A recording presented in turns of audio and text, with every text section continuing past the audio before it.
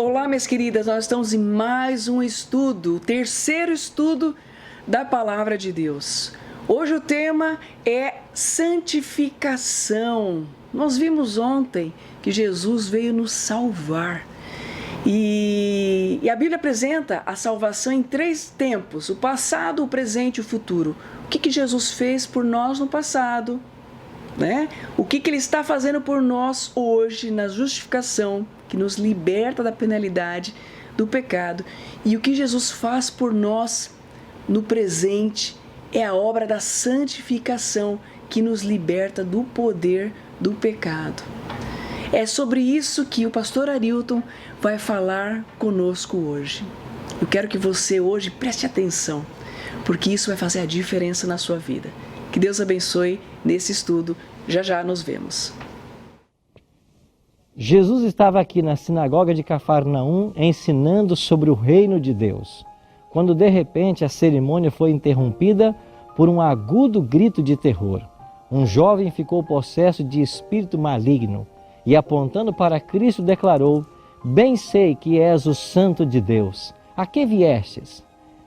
Com essa atitude, Satanás buscava tirar a atenção de Cristo para esse jovem e para o seu poder.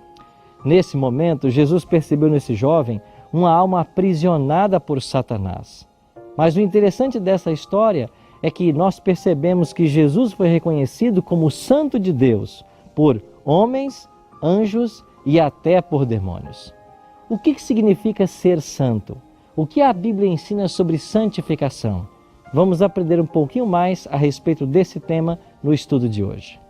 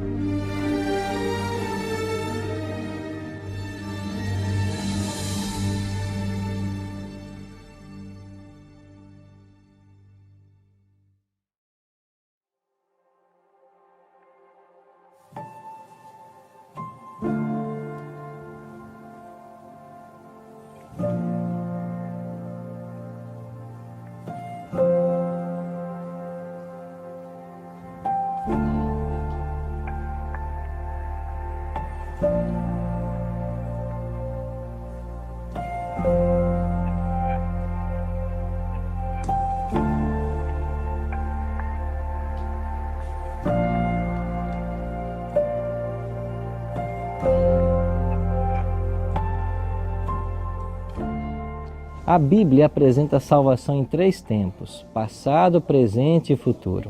No passado, chamamos de justificação. Na justificação, nós somos salvos da condenação do pecado. Salvação no presente chamamos de santificação. No processo da santificação, que dura uma vida toda, nós somos livres do poder do pecado. E salvação no futuro chamamos de glorificação. Ser salvo na glorificação é ser salvo da presença do pecado.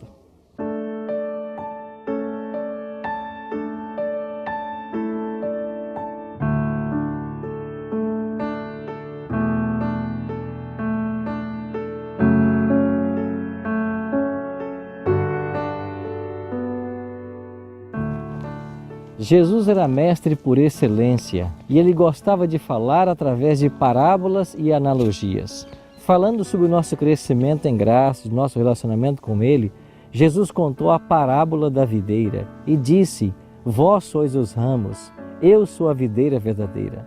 A única forma de crescermos em graça, termos utilidade, é estarmos ligados a Jesus. Tão inútil para nós é tentarmos produzir, assim como um ramo produzir fruto não estando ligado ao seu tronco. Por isso, a única forma de crescermos em graça é estando ligados a Jesus. Separados dele, nada podemos fazer.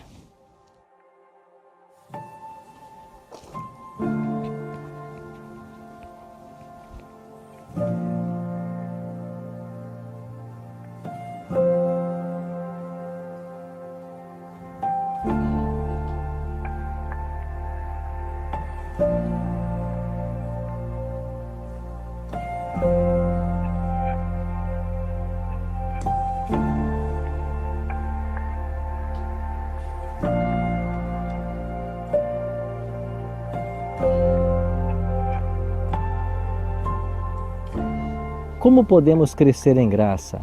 O apóstolo Paulo responde: o justo viverá por fé.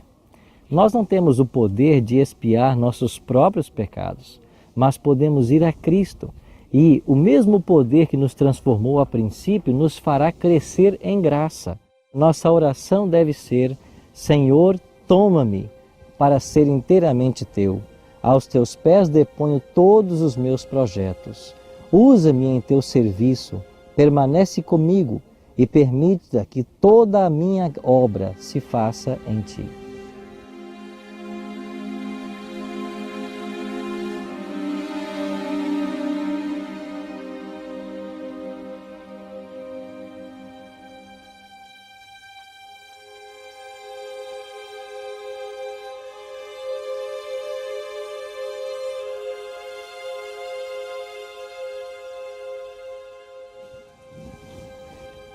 O desenvolvimento do caráter envolve dois elementos.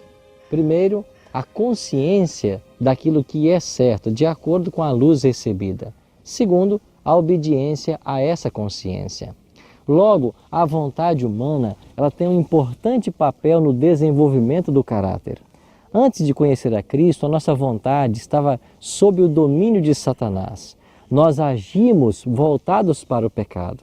Quando, porém, conhecemos a Cristo, Ele implanta em nossa vida uma nova natureza e agora nós passamos a servir ao Senhor Jesus.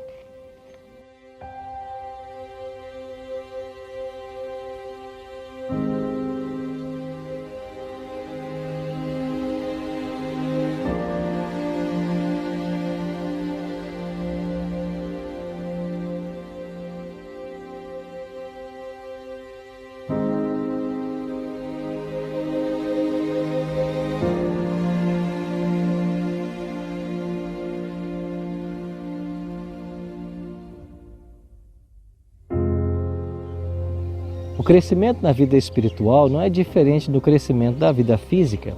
Para crescermos fisicamente, nós precisamos de comida, bebida e exercício. Na vida espiritual é semelhante. Nós precisamos nos alimentar de Cristo, que é o pão da vida.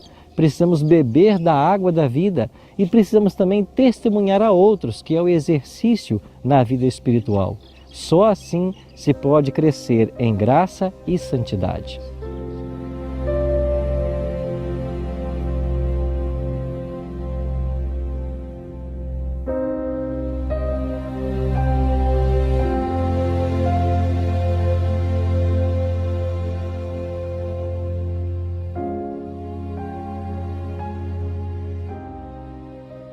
Há no mundo religioso hoje uma verdadeira confusão entre santidade e impecabilidade.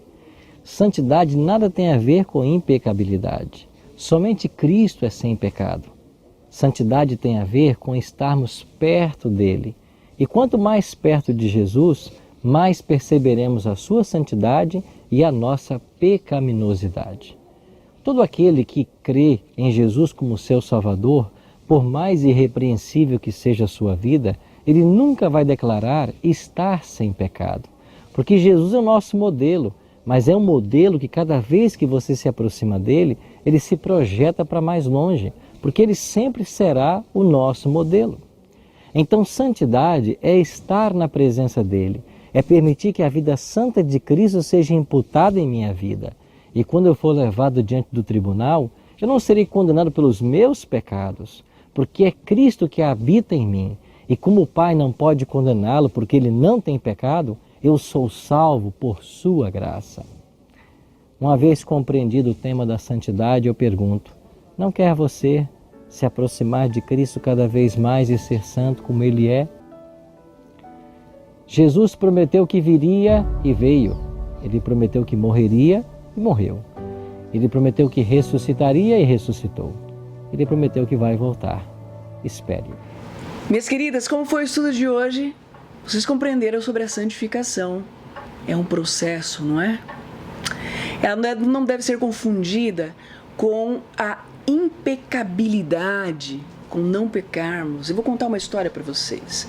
Quando eu fui me batizar, eu achava que depois do batismo eu não iria mais pecar. E eu não queria mais pecar. Eu era uma criança de 11 anos. E eu falei: Senhor, eu não quero mais pecar. E depois que eu fui batizada, meu pai ele deu uma festa num restaurante que ele tinha. E os meus primos começaram a falar para mim assim: olha, você não pode mais pecar, porque você se batizou. Se você pecar, você não vai para o céu. E eu falava: Senhor, eu não quero pecar mais. Mas eles me provocaram tanto, que eu explodi. Eu falei algumas coisas para eles que eu não me lembro mais o que era. E eu vou dizer uma coisa: aquele dia eu fiquei muito triste. Eu falei: Senhor, foi o meu primeiro pecado depois do batismo. Que tristeza.